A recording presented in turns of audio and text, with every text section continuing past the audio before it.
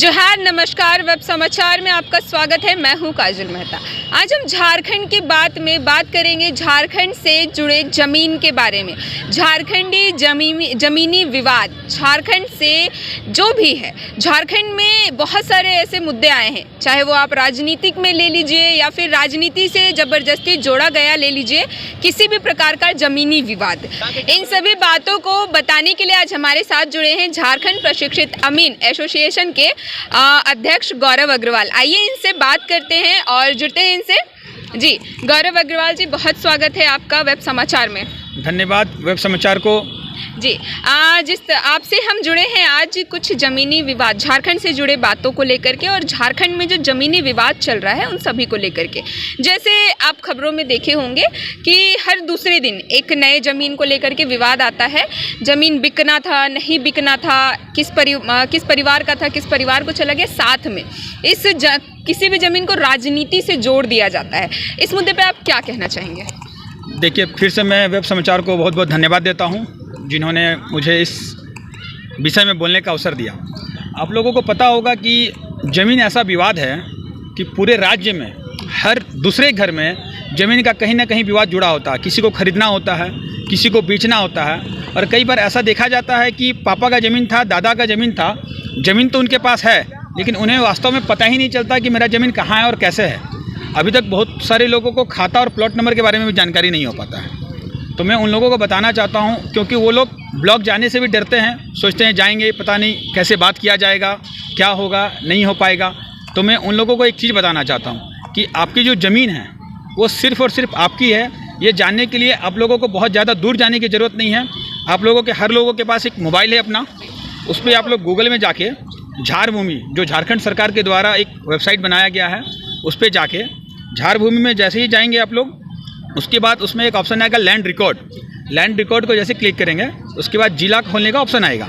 जिला में सिलेक्ट करने के बाद आप लोगों को खोल सकते हैं अपना जिस भी क्षेत्र में आपका ज़मीन है, वहाँ पर आप लोग देखेंगे कि अपना मौजा का नाम और प्लॉट नंबर डालेंगे तो रजिस्टर 2 में जाकर आप लोग अपना सारा ज़मीन का डिटेल देख सकते हैं। सरकार के द्वारा ये कहा जाता है या माना जाता है कि रजिस्टर 2 में तभी चढ़ता है किसी भी ज़मीन का जब वो रजिस्ट्री किया हुआ रहे या खतियानी मालिक रहा है और कंफर्म ज़मीन उन्हीं का आता है तो वो रजिस्टर 2 में चढ़ा होता है। तो अगर आपको ज़मीन देखना है कि वो ज़मीन वास्तव में आपका है या नहीं, तो आप रजिस्टर 2 में जाकर चेक कर सकते हैं। गौरव जी, आपके कहने का मतलब है कि इससे मान लीजिए ज़मीन मेरा है तो ये बात मुझे कंफर्म नहीं है और हम ब्लॉक जाने से बहुत बार घबराते हैं। मतलब जो लोग हैं, आम जनता है, उन्हें ये मोबाइल, इससे जो आपने ऐप बताया उसके झारभूमि के थ्रू वो लोग देख लेंगे, मोबाइल पर ही देख लेंगे, बाहर उन लोगों को जाने की ज़रूरत नहीं पड़ेगी ना? जी बिल्कुल। बहुत सारे लोगों को कहीं जाने की आवश्यकता नहीं है, सिर्फ अपने ज़मीन के पेपर को निकालें, सिर्फ उसमें खाता नंबर और प्लॉट नंबर देखें और उसमें एक मौजा होता है। मौजा का मतलब गांव का नाम होता है। जिस भी गांव में आपका ज़मीन है और वो झारभूमि में जाके उसके बाद लैंड रिकॉर्ड में जाने के बाद उसमें वो अपना डिटेल डालेंगे तो खुद व खुद रजिस्टर 2 में जाकर उनका सारा डिटेल आ जाएगा कि किसके नाम पर ज़मीन है, कितना ज़मीन है और मोटिशन का रसीद कहाँ तक कटा हुआ है। बहुत बहुत धन्यवाद गौरव जी। और एक सवाल होगा मेरा, जिस तरीके से झारखंड राज्य में ये चीज़ बहुत ज़्यादा अच्छे से नज़र आता है, जैसे किसी ज़मीन में राजनीति से जुड़े लोगों को जोड़ देना या फिर किसी ऊंचे पद पे बैठे पदाधिकारी को जोड़ देना, ये मसला कुछ समझ में नहीं आता और आम जनता भी इस चीज़ के लिए परेशान होती है कि किसी भी ज़मीन को लेकर के कैसे राजनीति मुद्दे बन जाते हैं, कैसे किसी पदाधिकारी को जोड़ देते हैं। इस मसले पर थोड़ा जनता को बता दीजिएगा। देखिए, इसमें बहुत बड़ा मुद्दा ये आता है, एक गैर मजरूआ ज़मीन होता है। गैर मजरूआ का 2 तरह का ज़मीन होता है, एक गैर मजरूआ खास होता है और एक गैर मजरूआ आम होता है। जो ज़मीन गैर मजरूआ आम होता है वो पूरी तरह से सरकार की ज़मीन होती है।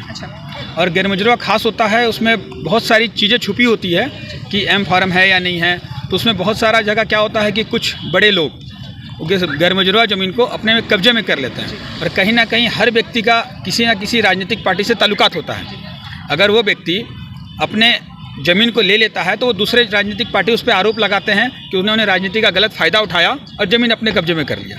कई बार ऐसा देखा जाता है कि ज़मीन किन्हीं और के नाम पे है लेकिन उन्होंने कब्जा कर लिया है। तो ये सरासर गलत है, ऐसा नहीं होना चाहिए। जिस तरीके से गौरव अग्रवाल जी ने बताया कि ज़मीनों में भी अलग अलग प्रकार होते हैं और इन सारी चीज़ों को आम जनता को समझना बहुत ज़्यादा ज़रूरी है ताकि आम जनता को इस चीज़ से परेशानी ना हो। और गौरव अग्रवाल जी, आपसे ये भी रहेगा सवाल कि बहुत सारे जगह जैसे अभी अतिक्रमण हटाओ का नज़ारा चल रहा था, इसमें भी कहीं ना कहीं ज़मीनी स्तर से जुड़ा हुआ है ये अतिक्रमण हटाने वाला नज़ारा।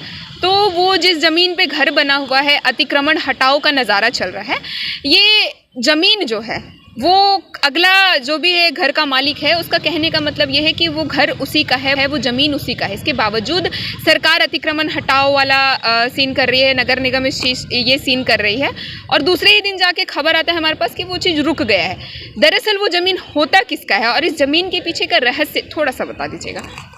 देखिए, इस मामला में बात यह है कि जो नदी होती है या नदी के आसपास की जो ज़मीन होती है, करीब कुछ फीट दूर एक ग्रीनलैंड के नाम से जाना जाता है। अगर वो ज़मीन में आपका घर बना हुआ है तो सरकार का कहना है कि उस जगह पे आप घर नहीं बना सकते। तो सरकार जब भी चाहती है तो उस जगह को एक्वायर करना चाहती है या एक्वायर कर सकती है, क्योंकि वो ग्रीनलैंड के नाम से जाना जाता है। उसके पीछे बहुत सारे रीज़न होती हैं। तो इसलिए जो लोग बना दिए हैं तो वो लोग चाहते हैं कि हम लोग इतने दिन से बसे हुए हैं तो उसको तोड़ा ना जाए। लेकिन सरकार का कहना है कि ये नियम होता है कि अगर नदी से 150 फीट तकरीबन कि अगर आपका घर बना हुआ है तो वो गलत है। झारखंड की बात में ज़मीन से जुड़े इन सभी बातों को गौरव अग्रवाल जी ने काफ़ी बेहतर तरीके से हमें बताया है। और इसी के साथ गौरव अग्रवाल जी से मेरा एक और आखिरी सवाल होगा। ये लिस्ट में तो नहीं है लेकिन ये आखिरी सवाल होगा क्योंकि ये हमारे जनता जनार्दन और दर्शकों के लिए बहुत ज़रूरी है। ये जिनके ज़मीन होते हैं उन्हें अपने ज़मीन का रसीद कटवाने के लिए जाना पड़ता है। जहाँ भी कटता है उन्हें रसीद कटवाने के लिए ब्लॉक जाना पड़ता है, लेकिन इस तरीके से उन्हें ब्लॉक ना जाना पड़े, ब्लॉक के चक्कर ना काटने पड़े या फिर किसी दलाल का शिकार ना होना पड़े, इस चीज़ से भी बचने का ऑप्शन हमारे पास गौरव अग्रवाल जी के पास है। आइए इनसे पूछते हैं। जी गौरव जी, जो आप रसीद कटवाने के लिए हमारे जनता जनार्दन में कई लोग ऐसे होते हैं जो दलाल के शिकार हो जाते हैं, ज़्यादा पैसा जाता है या फिर ब्लॉक के चक्कर काटते रहते हैं, इसके लिए इन लोगों को बचने का, हमारे दर्शकों को बचने का उपाय बता दीजिएगा। जी, आपने बिल्कुल सही कहा कि हर ज़मीन, जो भी रैयती ज़मीन होता है, जो भी उसके मालिक होते हैं, रैयत होते हैं, उनको सरकार को कुछ ना कुछ लगान देना पड़ता है। उसके लिए उन्हें पहले मैनुअल रसीद कटाना पड़ता था जो कि अंचल से कटता था, लेकिन सरकार ने ये सुविधा कर दी है कि आप घर बैठे ऑनलाइन अपने मोबाइल से भी रसीद कटवा सकते हैं। तो उसके लिए हमें झारभूमि में जाकर, ऑनलाइन लगान में जाकर, वहाँ पर अपना खाता नंबर और प्लॉट नंबर का विवरण डालकर आप घर बैठे बिना किसी दलाल के चक्कर में पड़े, बिना कहीं जाए, ऑनलाइन रसीद कटा सकते हैं।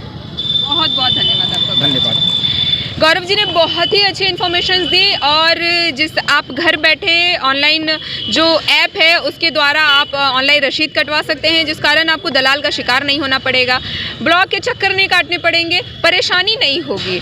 तो इसी तरीके से झारखंड से जुड़ी सभी बातों को देखने के लिए आपका हमारे साथ जुड़ना बहुत ज़रूरी है। आप हमारे साथ जुड़े, वेब समाचार को सब्सक्राइब करें, लाइक शेयर करें और जुड़े रहिए मेरे साथ। मैं काजल मेहता।